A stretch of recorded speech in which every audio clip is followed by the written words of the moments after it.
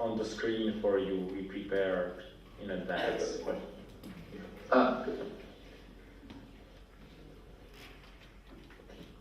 There are people and students who know your writings, your essays, your statements, so they not only decide listening to you, but also reading your text, prepare their questions. It will appear in a moment.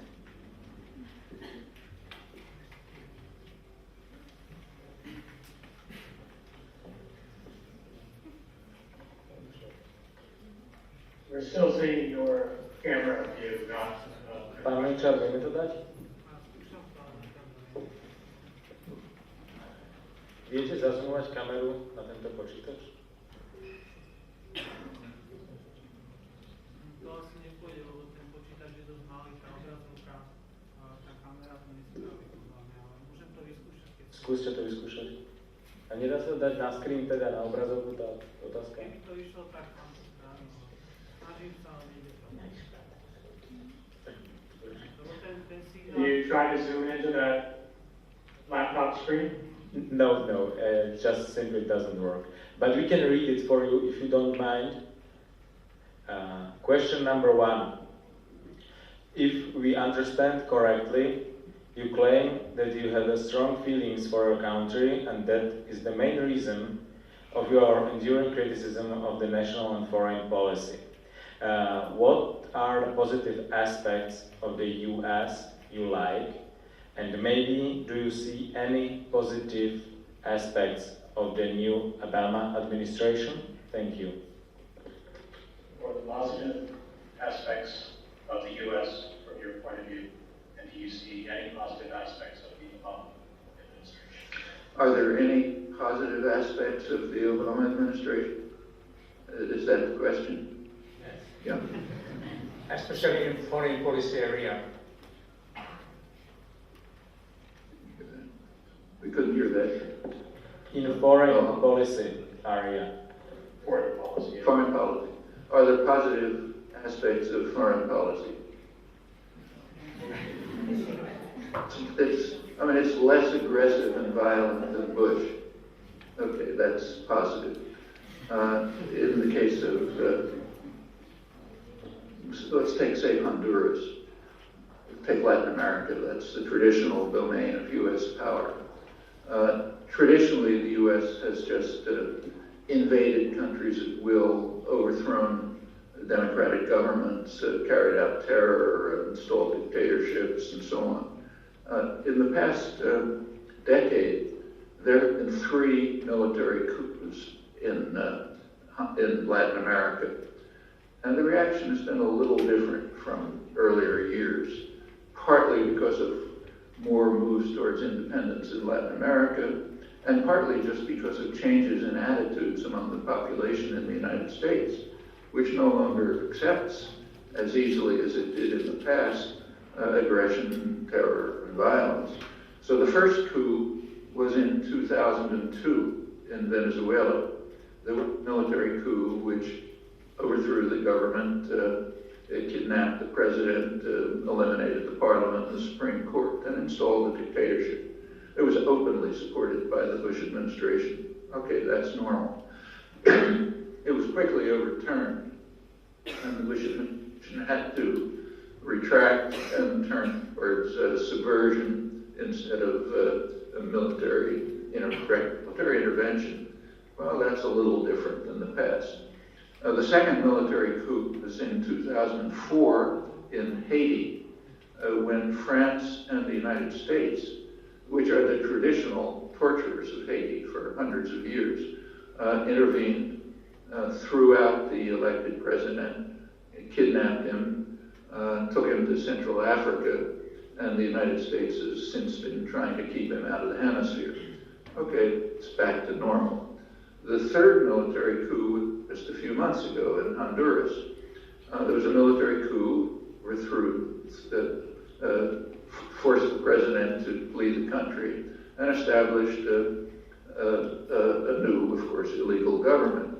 Well, that was very harshly condemned by the Organization of American States, by the European Union, and Also by the Obama administration, more timidly, unlike the other countries, Latin America, the U.S. did not throw its ambassador, and the U.S. refused to call it a military coup. The U.S., of course, has overwhelming influence in Honduras. The military command is trained in U.S. schools and military schools, very close connections with the U.S. with the Pentagon. Honduras relies on economic aid. So they had tremendous influence, but they didn't use it. Now, last week, the United States negotiated an agreement between the President Zelaya, the elected president, and Micheletti, the new president imposed by the military, and they were supposed to form a unity government leading to elections later this month. Well, Micheletti and his government immediately violated the agreement. Europe and the Latin American countries bitterly condemned it, and the U.S. said, well, we'll just go ahead anyway, accept the elections under the military dictatorship. So they undermined democracy once again, but in a softer way than traditionally. So that's positive. It's not as violent and brutal as installing a military dictatorship. It's kind of a roundabout way of undermining democracy in a softer fashion. So that's a positive aspect. And not much to cheer about, I should say. But it's very difficult to find anything else. Maybe you can suggest something. It's difficult for us since we cannot write anything down right now. But if you don't mind, I would like to proceed to the next question, question number 2. The question now. We can see it, yeah. Yes, we see the question too. Very well, thank you. Yes, I understand. Well, the U.S. is very much in favor of formal democracy under enemy rule. So it's strongly in favor of liberating Eastern Europe from Russian domination. And that's consistent with what was the U.S. role. It was sort of mixed. But yes, surely they were in favor of releasing Eastern Europe from Russian control. Of course, there's a long record of democracy promotion, favoring democracy. And it's been studied. There's good scholarship on it. The main work is by Thomas Carruthers. He was the head of the Carnegie Endowment Law and Democracy Project. He's a neo-Reaganite. He's very strongly in favor of democracy promotion programs. And he writes both as a scholar and from the inside. He was in the Reagan administration State Department working on these programs. And he's an honest scholar. He reviews the record and he finds, unhappily, that every U.S. administration is what he calls schizophrenic.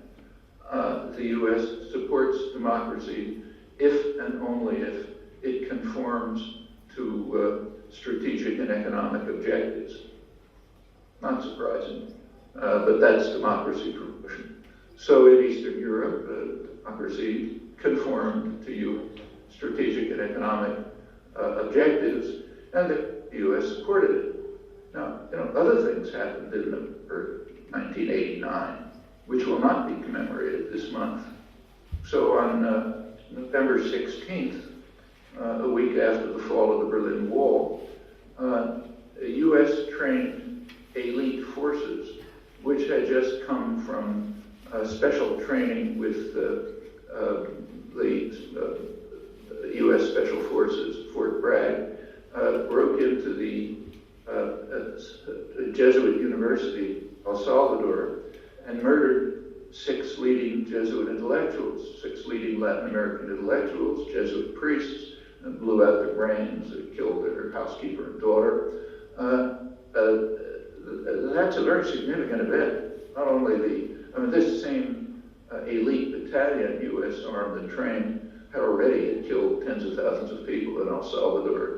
That ended a bloody, vicious decade of terror